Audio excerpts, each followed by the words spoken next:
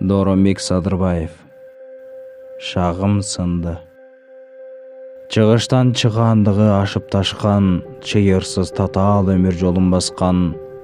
Ел көрдім, бізден ептүү, бізден естүү, илимде ийне менен кудук казган.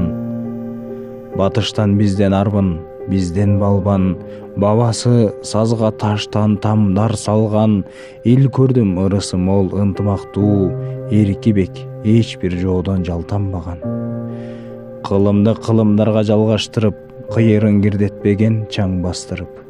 Кыйын эл жашайт экен түштүк жакта, кыр-кырда кылыч найза алмаштырып. Кыдырып кыйла сапар чыгып келдим, кыйла журт кыраандыгын угуп келдим. Кыргыздан кор эл таппай жер бетинен кыйналып кыйын шагым сынып келдим.